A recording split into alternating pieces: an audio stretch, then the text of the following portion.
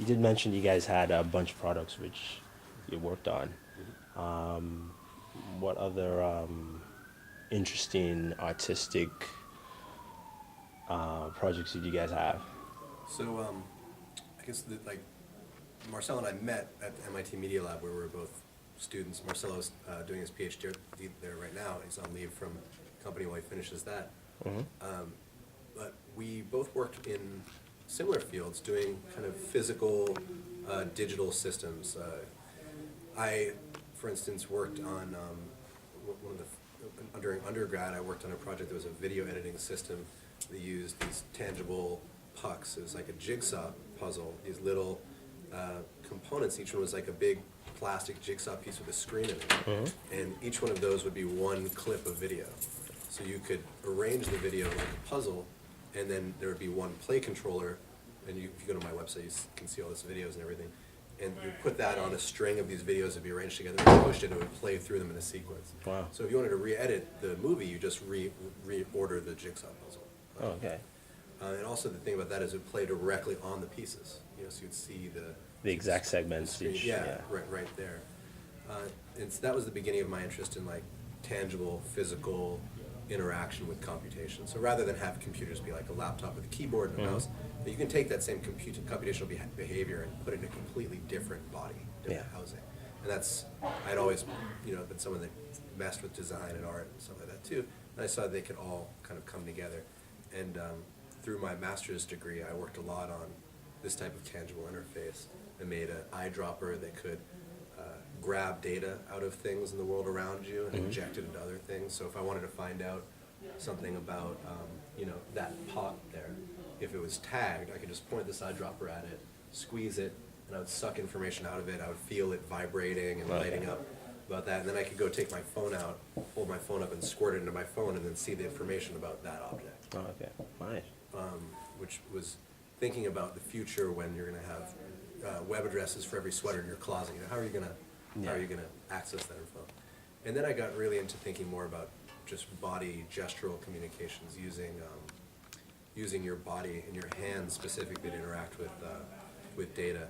I started working with this company, Oblong Industries, out in LA. Okay. They were the founder, John Underkoffler, worked with Steven Spielberg and did Minority Report. So he was the creator of that interface, and they made a working version. Started collaborating with them and making gestural interfaces. And then after that, I came, started this company with Marcelo, and we started making, kind of design artworks, but in installations. And Marcelo's path was similar but different. He worked a lot with actuated textiles, well, not actuated, but interactive textiles. Okay. So fabric that can sense you. He put computers into paper, made his own paper with computers embedded in it. Okay. And also, textiles that could move using shape memory alloys. He's one of the foremost experts on this type of stuff. And then he took some of those things and made curtains that could change their perforation using shape memory alloys. You could open up and close, let light move through. He's also made autonomous blimps and meters for watching how long you look at artwork, and the latest thing that he made that now we're working on together is a 3D food printer. So it's 3D printers. Yeah. And this one makes food. So Okay. you could design a recipe in CAD and send it to the printer, and then it prints out your piece of food, your meal. Okay. Yeah, interesting. Nice. And he also worked at Apple in one of their kind of interior secret rooms doing Special ops. I see. All right, that's good.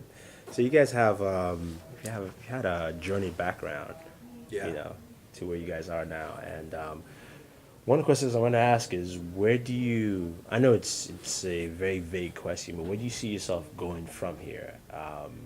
You personally, and you as a company, where do you see yourself going, say, in the next 5 to 7 years? So it's not something that we've often thought about. I think we're thinking about it more now because now there's momentum in trying to figure out what types of projects we want to take and what types of projects we don't want to take. I think that the key is to continue creating things that have meaning in some way or another by merging the arts, sciences, design, and technology. Because the future of creating things seems to be kind of very hybridized space. Yeah. And these things can be, we don't want them just to be limited edition expensive artworks. You know, we also want to make things that, you know, everybody can have and that are cheap and, you know, part of the, you know, world discourse in different ways. Okay. Oh yeah, that was my next question is, are you looking to move, not say commercially, but like you said, you want your products to be something that, you know, can be available in a regular household. Sure. You know, Yeah, absolutely. and things like that. So okay, makes a lot of sense. Like I said, you guys have a lot of very unique ideas into approaching technology where it's not the computer doing the work. You want the individual to interact with it and, Right. and get an experience, which is refreshing. Cause Yeah, that's a really important part, is that for a long time it's felt that technology is this thing that's like not very human. Yeah. You know, it's this thing that humans are forced to interact with in order to get our like digital prints out of whatever. You know, but really it is incredibly human. It's just, it's very new. You know, Yeah. so it's taken us time to figure out how to design these things properly. Everything that we design with technology is all about how it interacts with people. Yeah. And it shouldn't be, you shouldn't have to learn the language of the computer. The language should be designed to know your language. True. That's Right. an important differentiation.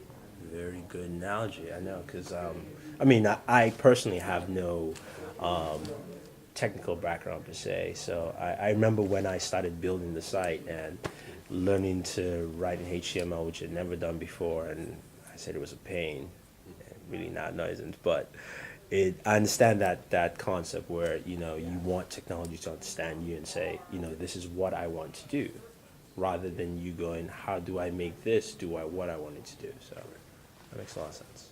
Well, thank you very much. Well,